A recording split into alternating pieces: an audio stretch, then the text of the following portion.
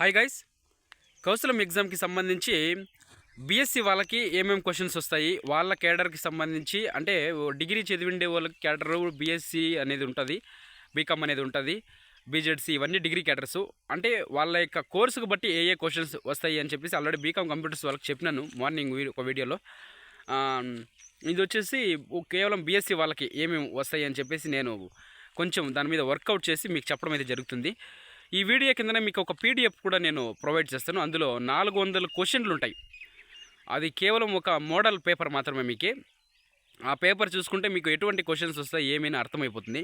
First of all ఈ exam గురించి మనం పూర్తిగా డీటెయిల్స్ కనుక చూస్తే, ఎవరైతే కౌశలంకి సంబంధించి రిజిస్ట్రేషన్ చేసుకొని ఉన్నారో వాళ్ళందరికీ కూడా మెసేజ్లు వస్తాయి. ఫస్ట్ ఇన్ఫర్మేషన్ చెప్పే ముందైతే ఎవరైనా ఈ వీడియో చూస్తుంటే వాళ్ళకి వీడియో నచ్చితే మాత్రం ఒక లైక్ చేయండి వీడియోకి. అలాగే నేను చెప్పే ఇన్ఫర్మేషను మీ ఫ్రెండ్స్కి కానీ ఎవరికైనా యూస్ఫుల్ అనిపిస్తే షేర్ చేయండి. హైప్ అనే ఆప్షన్ ఉంటే మాత్రం తప్పకుండా హైప్ కొట్టండి. మీరు హైప్ కొడితే తప్పకుండా నెక్స్ట్ చాలామందికి వీడియో అయితే చేరుతుంది. ఛానల్ నచ్చింటే సబ్స్క్రైబ్ చేసుకోండి. నేను చెప్పేటటువంటి డైలీ ఇన్ఫర్మేషన్ మీరు పొందాలంటే సబ్స్క్రైబ్ చేసుకొని బెల్ ఐకాన్ అయితే ఆన్లో పెట్టుకోండి. ఇంకా లేట్ చేయకుండా వీడియోలోకి వెళ్ళిపోదాము. రిజిస్ట్రేషన్ చేసుకున్నటువంటి అభ్యర్థులందరికీ కూడా ఫస్ట్ మెసేజ్లు వస్తాయి. ఆ మెసేజ్లు వచ్చిన తర్వాత మనము సచివాలయంకి వెళ్ళి మన యొక్క ప్రొఫైల్ రిజిస్ట్రేషన్ చేసుకోవాలి. ఫస్ట్ ప్రొఫైల్ రిజిస్ట్రేషన్ చేసుకునే ముందు మనం ఏమైనా ఇంతకు ముందు తప్పు చేసింటే, అంటే ఈమెయిల్ ఐడి ఇచ్చేటప్పుడు కానీ లేదా క్వాలిఫికేషన్ ఇచ్చేటప్పుడు కానీ ఇలా ఏమన్నా రిజిస్ట్రేషన్ ముందు ఫస్ట్ చేసుకుంటాం కదా, అప్పుడేమైనా చేసేటప్పుడు తప్పు చేసింటే ఇప్పుడు దాన్ని సరిదిద్దుకోవచ్చు. మనకి ప్రొఫైల్ రిజిస్ట్రేషన్ అని మళ్ళీ చేస్తారు ఇప్పుడు ఎగ్జామ్కి వెళ్ళే ముందు. అప్పుడు మనం దాన్ని సరిదిద్దుకోవచ్చు. వాళ్ళకి చెప్పినామంటే కరెక్ట్ డీటెయిల్స్ వాళ్ళు ఎంట్రీ చేస్తారు. అక్కడ అది ఎడిట్ ఆప్షన్ ఉంటుంది, ఎడిట్ చేసుకోవచ్చు. అదొక పాయింట్ అక్కడ మనకి ప్లస్ పాయింట్. అది చూసుకోండి. ఎవరైనా తప్పు గిప్పు చేసి ఎంట్రీ చేసుకుంటే ఫస్ట్లో వాళ్ళు మార్చుకోండి. ఈమెయిల్ అడ్రస్ ఇవన్నీ పాస్వర్డ్ ఇవన్నీ మీరే పెట్టుకోవచ్చు. మీరు పెట్టుకున్న తర్వాత మీ యొక్క ఎగ్జామ్ టైమింగ్ ఉంటుంది. 1 అవరే ఉండేది. అది జస్ట్ 3 గంటలంటే 3 నుంచి 4 వరకు ఉంటుంది, 2 అంటే 2 నుంచి 3 వరకు ఉంటుంది. ఆ ఎగ్జామ్ స్టార్ట్ అయినప్పుడు మీరు ఇది ఉంటుంది, ఏది కమ్యూనికేషన్ స్కిల్ టెస్ట్. దాన్ని మాట్లాడేటప్పుడు ఎటువంటి సౌండ్స్ వినపడకూడదు. పక్కన వాళ్ళ సౌండ్ వినపడితే సిస్టమ్ డిటెక్ట్ చేసేసి ఆటోమేటిక్గా ఎగ్జామ్ స్టాప్ చేసేసి అబార్టెడ్ అని వచ్చేసింది. అబార్టెడ్ అని వచ్చేసిందంటే ఒకసారి తర్వాత ఎగ్జామ్ రీషెడ్యూల్ అయిపోతుంది. రీషెడ్యూల్ అయిన తర్వాత చాలా కష్టం. మళ్ళీ మనకు మెసేజ్ రావాలి, మళ్ళీ మనం ఒక 15 days వెయిట్ చేయాలి. సో ఎగ్జామ్ రాసే ముందు ఈ జాగ్రత్త పాటించండి. ఎవరైనా అక్కడ సౌండ్ చేస్తుంటే మాట్లాడద్దండి అని చెప్పేసి ముందుగా తర్వాత ఎగ్జామ్ స్టార్ట్ చేయండి. ఒకవేళ ఎగ్జామ్ స్టార్ట్ అయిపోయిన తర్వాత మీరు సౌండ్ వచ్చింది అనుకోండి సడన్గా, అప్పుడు చాలా ఇబ్బంది పడి మళ్ళీ ఎగ్జామ్ స్టాప్ అయిపోయేటువంటి అవకాశం ఉంది. ఇది ఇన్ఫర్మేషన్ ఎవరు ఎక్కడ చెప్పరు, ఓకేనా? ఇది నేను ప్రాక్టికల్గా చూసినాను కాబట్టి చెప్తా ఉన్నాను. తర్వాత కమ్యూనికేషన్ స్కిల్ టెస్ట్ రాసేటప్పుడు కూడా 2 రకాల ఎగ్జామ్ ఉంటుంది. ఒకటి రీజనింగ్ అండ్ యాప్టిట్యూడ్, ఇంకొకటి టెక్నికల్ అసెస్మెంట్ ఉంటుంది.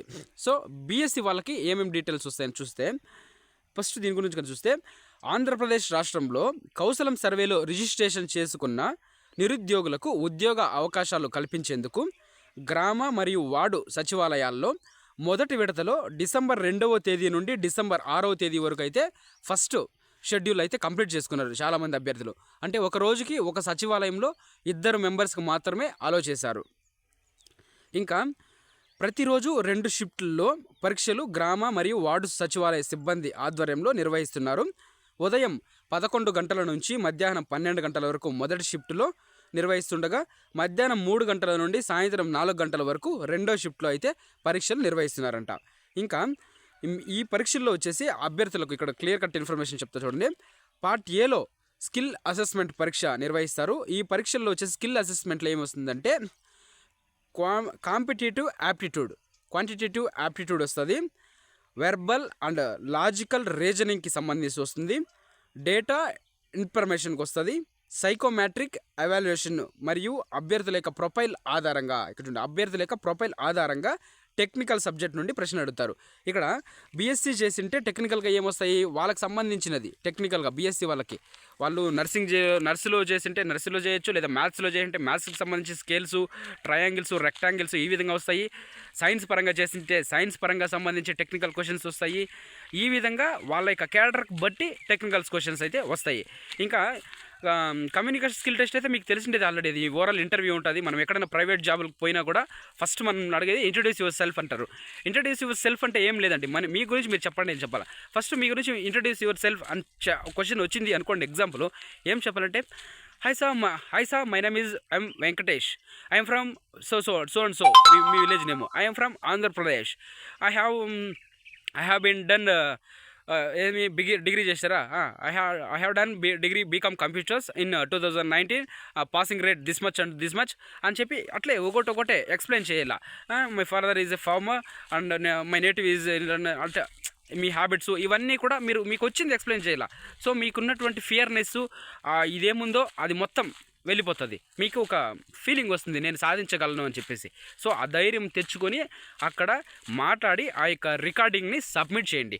అదే కంపెనీ వాళ్ళు కానీ ఎవరైనా కానీ చూసేది. ఫస్ట్ ఆఫ్ ఆల్ వీళ్ళకి ఎంత మటకము కమ్యూనికేషన్ స్కిల్ ఉంది అని. మనం రాసే ఎగ్జాము మార్కులు ఇవన్నీ చూడరు ప్రైవేట్ కంపెనీ వాళ్ళు చూసేది ఫస్ట్ వీళ్ళకి మాట్లాడే శక్తి ఎంతుంది, మాట్లాడే ఆ నైపుణ్యం ఎంతుంది, ఎంత మనిషిని ఆకట్టుకోగలరు, కమ్యూనికేషన్ స్కిల్ ఏ లెవెల్లో ఉంది వీళ్ళకి అని చెప్పేసి ప్రైవేట్ కంపెనీ వాళ్ళు పరీక్షిస్తారు. సో దాన్ని బట్టే మనము ఎక్కడికి వెళ్ళినా కూడా మనకి జాబ్స్ అనేది వస్తాయి. సో దీన్ని బట్టి అర్థం చేసుకోండి. కాబట్టి ఎగ్జామ్ నీట్గా రాయండి. బీకామ్ కంప్యూటర్స్ వాళ్ళు కానీ బీఎస్సీ వాళ్ళు కానీ వాళ్ళ ఆర్డర్కి సంబంధించి టెక్నికల్ క్వశ్చన్స్ వస్తాయి. ఎగ్జామ్ మీరు ఎంత నీట్గా రాస్తే అంత బాగుంటుంది. సో ఇన్ఫర్మేషన్ నచ్చింటే వీడియో లైక్ చేయండి. అలాగే ఛానల్ సబ్స్క్రైబ్ చేసుకుని పక్కనే ఉన్నటువంటి బెల్ ఐకాన్ కూడా ఆన్లో పెట్టుకోండి. ఇంకా మీకు ఏమైనా డౌట్స్ ఉంటే కౌశలం ఎగ్జామ్ సంబంధించి కామెంట్లు అడుగుతూనే ఉండండి, నేను రిప్లై ఇస్తూనే ఉంటాను. మీకు ఇంకా వీడియోలు కావాలంటే కూడా నేను చేసి మీకు క్లారిటీగా ఎక్స్ప్లెయిన్ చేస్తాను. అందులో ఎటువంటి సందేహం అయితే లేదు. నేను వీడియోస్ చేస్తున్నది మీకోసం, మీ అందరి సేవలో ఎప్పుడూ ఉంటాను. ఛానల్ నచ్చింటే సబ్స్క్రైబ్ చేసుకొని బెల్ ఐకాన్ ఆన్లో పెట్టుకొని నన్ను ఎంకరేజ్మెంట్ చేస్తారని ఆశిస్తున్నాను. హైప్ ఆప్షన్ ఉంటే మాత్రం దయచేసి హైప్ కొట్టి ఎంకరేజ్ చేయండి ప్లీజ్.